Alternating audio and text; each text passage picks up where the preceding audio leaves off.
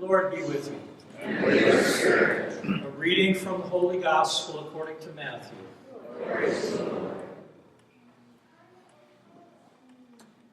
At that time, Jesus withdrew to the region of Tyre and Sidon.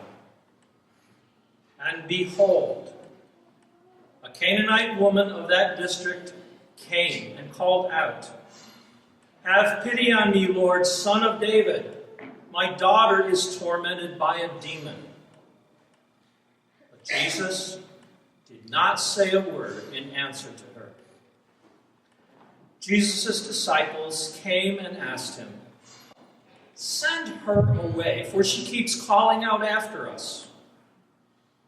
He said in reply, "I was sent only to the lost sheep of the house of Israel." But the woman came and did Jesus homage, saying, "Lord, help me." He said in reply, "It is not right to take the food of the children and throw it to the dogs." She said, "Please, Lord, for even the dogs eat the scraps that fall from the table of their masters." And Jesus said to her in reply, "O woman, great is your faith. Let it be done for you as you wish." And the woman's daughter was healed from that hour. The Gospel of the Lord. Praise to you, Lord Jesus Christ.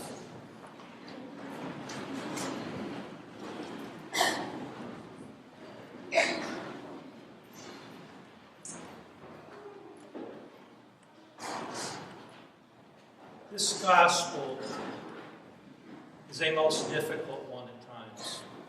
When we first hear it, there are questions we have, or we should be having.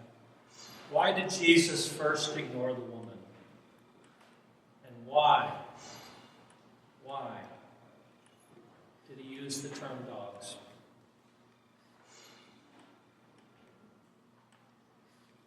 We need to go deeper. We need to look at this reading in a much different way. Jesus has withdrawn to the area of Tyre and Sidon.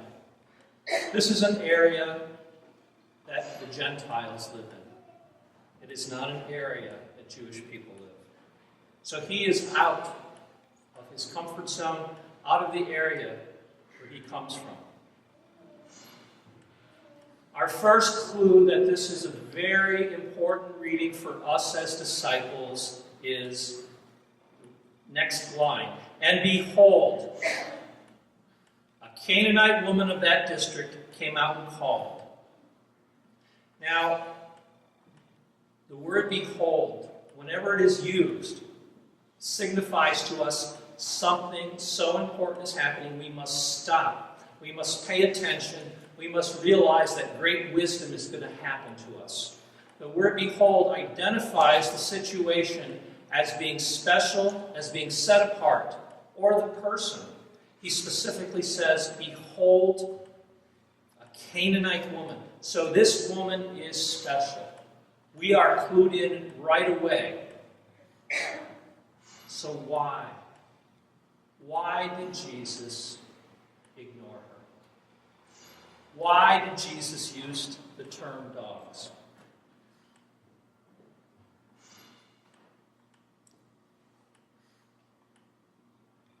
Who do we ignore in our lives? Who do we not pay attention to?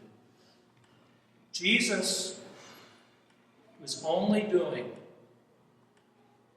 to his disciples and showing them what they have done to others.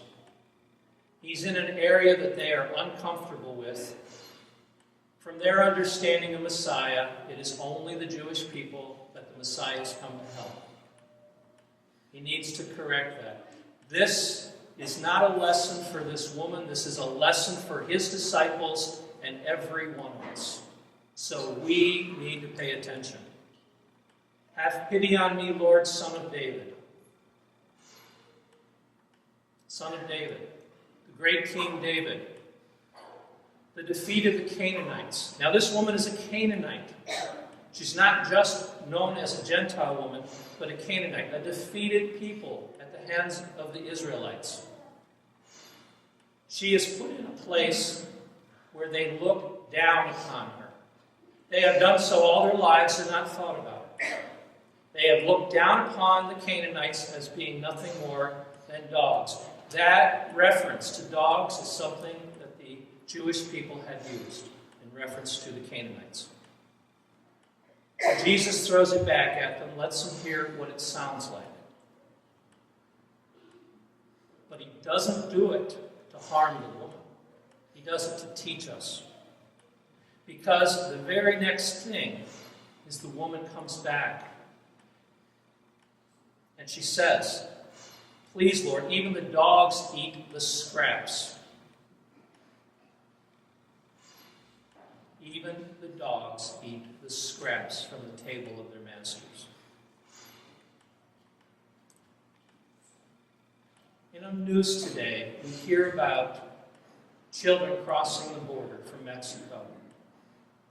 We hear about their families. How do we view them? How do we see them? What is our purpose in looking at them in their lives? They are coming because they're hungry. They're coming because they have no food. Do we see them the way the Jewish people saw this Canaanite woman? Something less than us. We must face that and deal with it. Because what does Jesus do here? Jesus tells her, "Oh, great is your faith, woman. Great is your faith." Through her humility and her acceptance of her position. She didn't tell the disciples, "Oh, great is your faith." Jesus told the woman. Children who are crossing into this country are dying.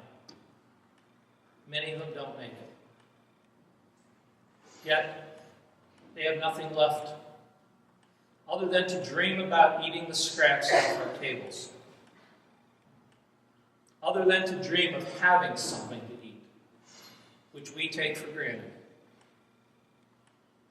Do we pay attention to those people? How do we view them?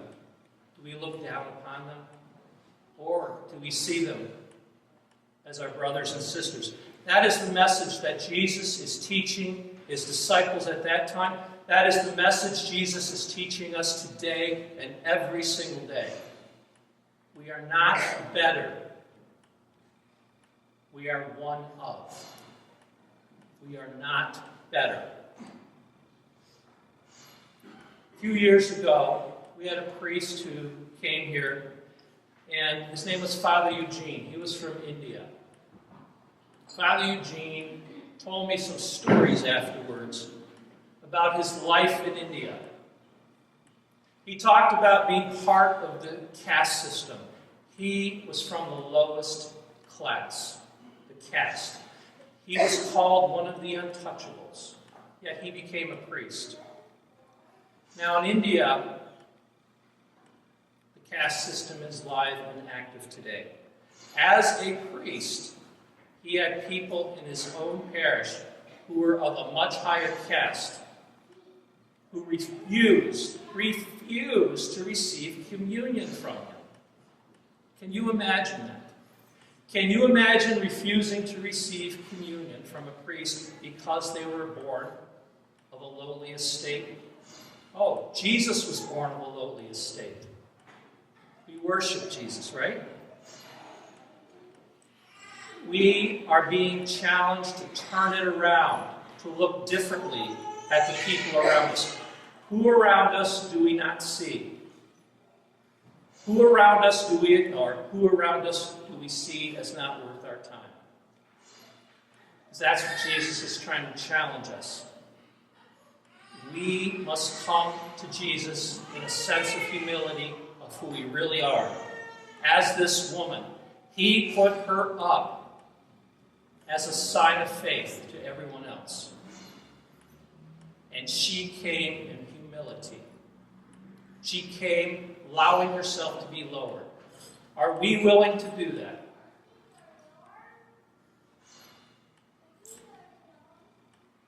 We have an abundance.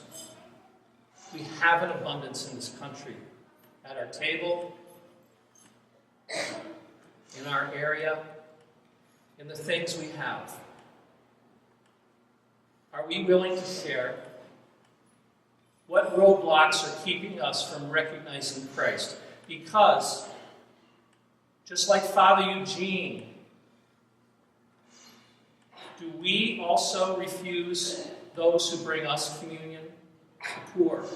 They bring us Christ, and if you don't believe me, I suggest you read Matthew 25. He talks about that. The poor, the dispossessed, those who are of lowly estate, bring us Christ. Bring us communion with Christ. We have to be ready for that. But the only way we can be ready is to humble ourselves, to realize our true place. St. John of the Cross said, God is in love with the soul, not because of its greatness and grandeur, but he's in love with the soul because of the greatness of its humility.